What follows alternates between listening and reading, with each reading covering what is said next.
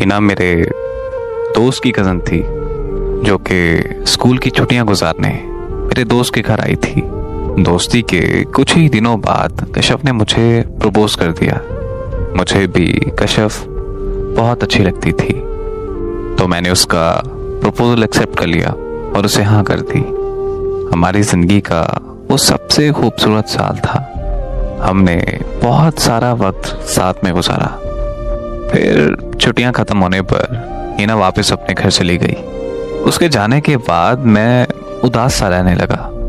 मैं हर वक्त उसे याद करता रहता था।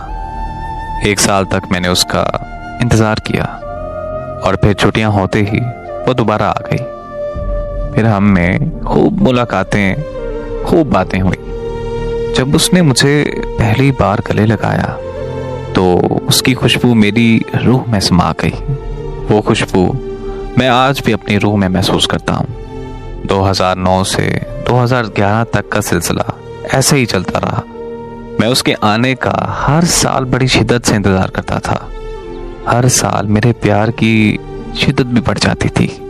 लेकिन जब हिना 2012 की छुट्टियां गुजारने आई तो वो काफ़ी हद तक बदल चुकी थी। उसने मुझे देखते ही अपनी नज़रें फेर लीं और मुझसे बात तक नहीं की, और अगले दिन वो वापस अपने घर चली गई। तो मैंने अपने दोस्त से पूछा कि अरे यार, हिना को क्या हुआ है? तो फिर मेरे दोस्त ने मुझे बताया कि हिना ने तुम्हें मुकम्मल तौर पर छोड़ दिया है। ये सुनते ही मेरे पैरों तले ज़मीन निकल गई। मैं खामोश था, लेकिन मेरे आंसू बोल रहे थे। मैंने उससे छोड़ने की वजह पूछी तो मेरे दोस्त ने मुझे बताया कि हिना के मुताबिक तुम उसके काबिल नहीं हो। मैं रोता रहा, तड़पता रहा, लेकिन वो जांच हुई थी।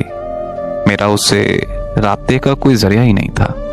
वो कभी दोबारा छुट्टियां गुजारने नहीं आई, लेकिन मैं उसका हर साल इंतज़ार करता था। और फिर 4 साल बाद 2016 में वो मुझे फेसबुक पर मिल गई। मैंने उसे फेसबुक पर मैसेज किया तो उसने मुझसे बात करने से इनकार कर दिया। मैंने उससे पूछा कि आखिर मेरी गलती क्या है, तो वो मुझसे कहने लगी कि गलती तो मुझसे बचपन में हुई थी, मैं उस गलती को भूल चुकी हूँ, सो तुम भी भूल जाओ तो बेहतर है। मैंने उसे कहा कि यार, ऐसे कैसे भूल जाऊं? अगर तो मैंने भूलना होता तो अब तक भूल चुका होता, मगर तुम मेरी यादों से, मेरे ख्यालों से कभी जा ही नहीं पाई। और इसमें कोई शक नहीं है कि मैं आज भी तुमसे बहुत मोहब्बत करता हूँ। तो उसने ये कहकर मुझे ब्लॉक कर दिया कि भाड़ में जाए तुम्हारी मोहब्बत और भाड़ में जाओ तुम। तब मुझ पर क्या गुजरी ये मैं जानता हूँ या मेरा रब जानता है। फिर मैंने फेसबुक की एक और आईडी से उसकी बहुत मिन्नतें की कि वो मुझसे बात कर लिया करे, तो उसने मेरी बात मानकर हाँ कर दी।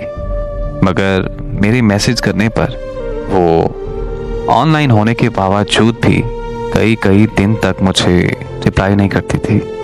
मुझे बहुत तकलीफ़ होती थी, लेकिन मैं बर्दाश्त कर जाता था।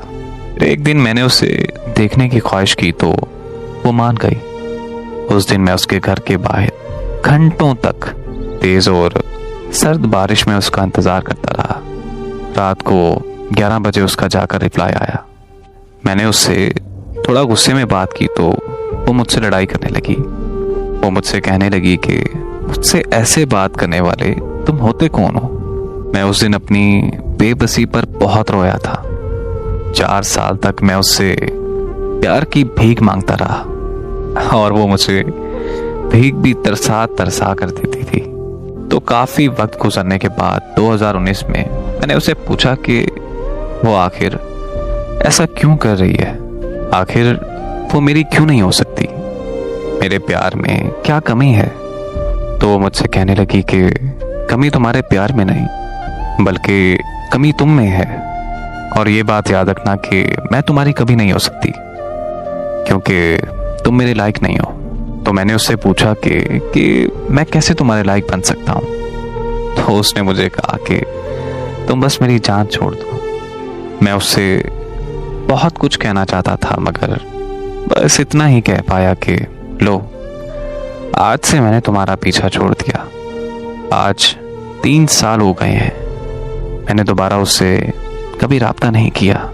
मगर ऐसा नहीं है कि मैंने उससे प्यार करना छोड़ दिया है। मैं आज भी उसे शिद्दत से चाहता हूँ और अपनी आखिरी सांस तक उसे चाहता रहूँगा।